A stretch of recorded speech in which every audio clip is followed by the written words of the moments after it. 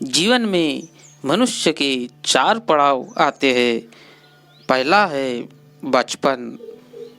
बचपन से आगे जाकर वो तरुण होता है और उस तारुण्य से उसकी शादी होती है। उसके बाद वो गृहस्थ जीवन जीता है और उसके बाद वो वृद्ध होकर मर जाता है, निर्वाण को प्राप्त होता है। तो दोस्तों, नमो बुद्धाय, बुद्धा 2.0 इस हमारे YouTube चैनल पर आपका स्वागत है। दोस्तों, इस 4 पड़ाव में से हम आज गृहस्थ जीवन सुखी कैसे बनाएं, ये आज हम जानेंगे। तो दोस्तों, वीडियो को लाइक और चैनल को सब्सक्राइब करके बेल आइकन प्रेस कर देना, ताकि हमारे ऐसे ही बुद्ध के उपदेश वाले वीडियो आप तक पहुंच सके।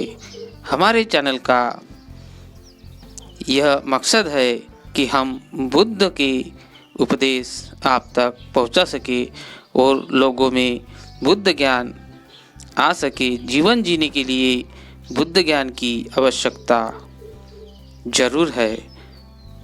2500 साल पहले महात्मा बुद्ध ने बुद्ध ज्ञान दिया था, वो आज भी किसी भी समय यो ज्ञान हमारे काम आ सकता है और काम आता ही है, क्योंकि महात्मा बुद्ध ने जीवन में सच्ची राह तक चलने के लिए उपदेश दिए हैं। तो दोस्तों, सुखी जीवन का उन्होंने 3 भाग दिए हैं। सुखी गृहस्थ कैसे है, पुत्र से पुत्री अच्छी होती है और पति पत्नी, ये 3 भाग में गृहस्थ जीवन उन्होंने बताया है। तो दोस्तों, अब पहले की तरफ चलते हैं, सुखी गृहस्थ क्या है। तो दोस्तों, ये कहानी शुरू करने से पहले आप ये जान लो कि इस वीडियो को आप अंत तक ध्यान से देखिए और इसका लाभ उठाइए।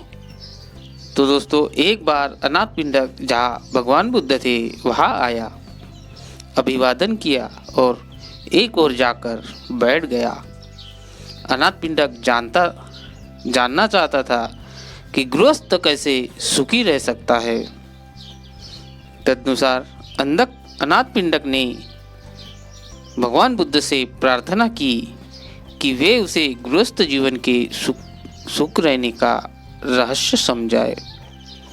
भगवान बुद्ध ने कहा, गृहस्थ को पहला सुख तो संपत्ति का मालिक होने का होता है।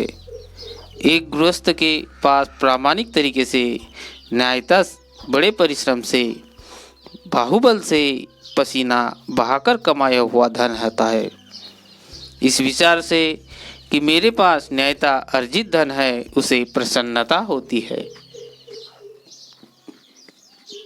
दोस्तों, महात्मा बुद्ध ने दूसरे सुख के लिए कहा है, दूसरा सुख संपत्ति के भोगने का सुख है। एक गृहस्थ के पास प्रामाणिक तरीके से, न्यायता, बड़े परिश्रम से, बाहुबल से पसीना बहाकर कमाया हुआ धन होता है। वह अपने धन का उपयोग करता है और पुण्य कर्म करता है। इस विचार से कि मैं अपने न्यायता अर्जित धन से पुण्य कर्म कमाता हूँ, उसे ज़्यादा प्रसन्नता होती है। तो दोस्तों, तीसरा सुख के बारे में बताया है। तीसरा सुख ऋणग्रस्त न होने का है। एक गृहस्थ के सिर पर किसी का भी काम या ज़्यादा ऋण नहीं होता है।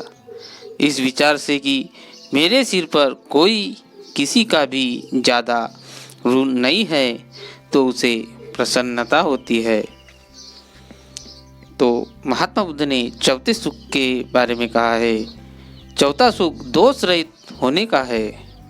एक गृहस्थ के शरीर कर्म निर्दोष होते हैं, वाणी के कर्म निर्दोष होते हैं और मन के कर्म निर्दोष होते हैं। उसे निर्दोषता का सुख प्राप्त होता है।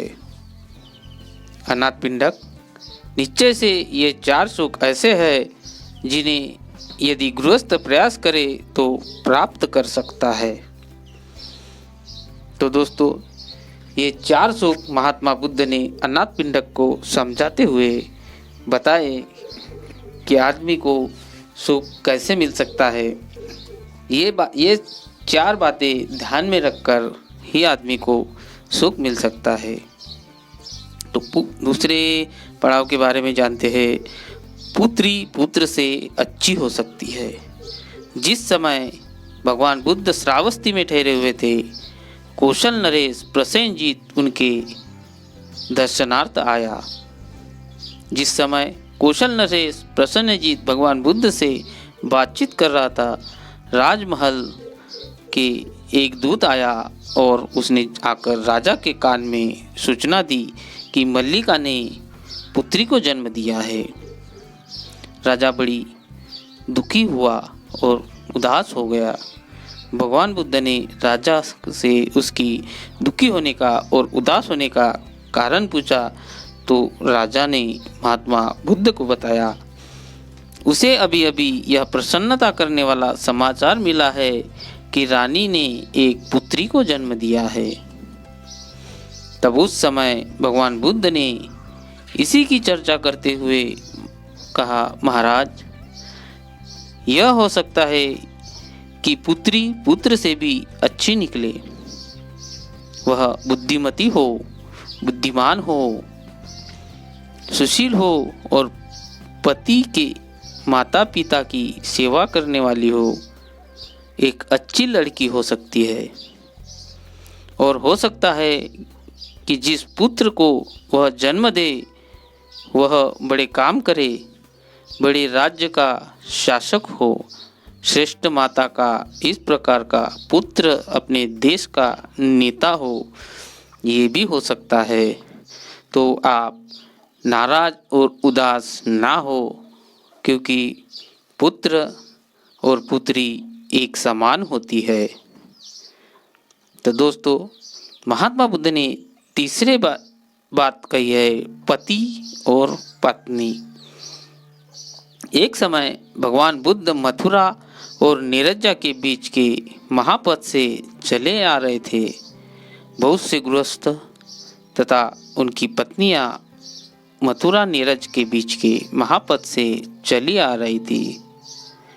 उस समय भगवान बुद्ध उस सड़क को छोड़कर एक वृक्ष के नीचे विराजमान हुए। इस गृहस्थ को और उनकी पत्नियों ने भी भगवान बुद्ध को एक वृक्ष के नीचे बैठे देखा।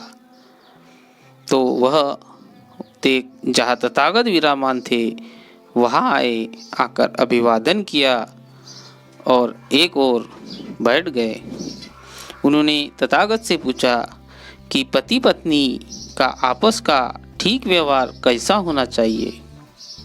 इस प्रकार बैठे हुए उन गृहस्थों तथा उसकी पत्नियों का भगवान बुद्ध ने कहा, गृहस्पतियों, पति पत्नी के इकट्ठे रहने का 4 रूप है। एक दुष्ट पुरुष एक दुष्ट स्त्री के साथ रहता है।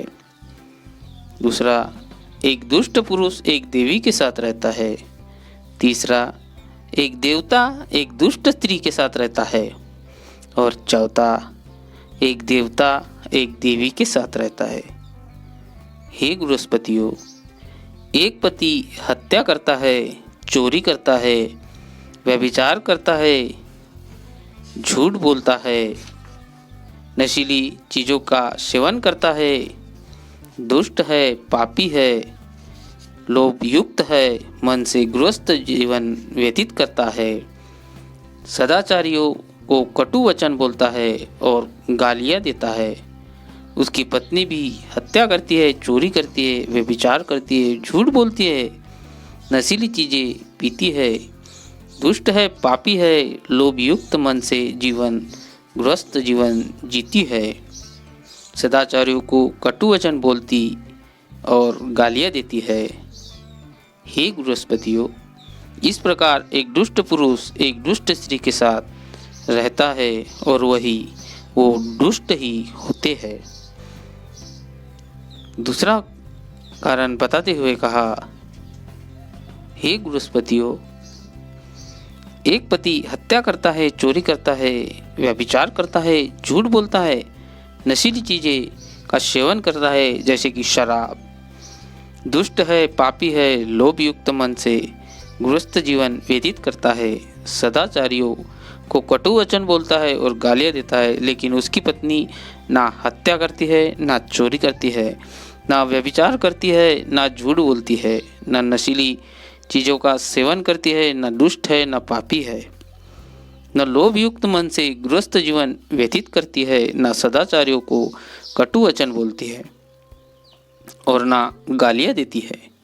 इस प्रकार गृहस्पतियों निश्चय से एक दुष्ट आदमी एक देवी के साथ रहता है। तीसरा कारण बताते हुए कहा, हे गृहस्पतियों, एक पति हत्या नहीं करता, चोरी नहीं करता, व्यभिचार नहीं करता, झूठ नहीं बोलता, नशीली चीज़ें नहीं पीता, दुष्ट नहीं है, पापी नहीं है, लोभ युक्त मन से गृहस्थ जीवन व्यतीत नहीं करता, सदाचारियों को कटु वचन नहीं बोलता और गालियाँ नहीं देता, लेकिन उसकी पत्नी हत्या करती है, चोरी करती है, व्यभिचार करती है, झूठ बोलती है, नशीली चीज़ों को पीती है, दुष्ट है, पापी है, लोभयुक्त मन से गृहस्थ जीवन व्यतीत करती है, सदाचारियों को कटु वचन बोलती है और गालियाँ देती है। इस प्रकार गृहस्पतियों निश्चय से एक देवता एक दुष्ट स्त्री के साथ रहता है।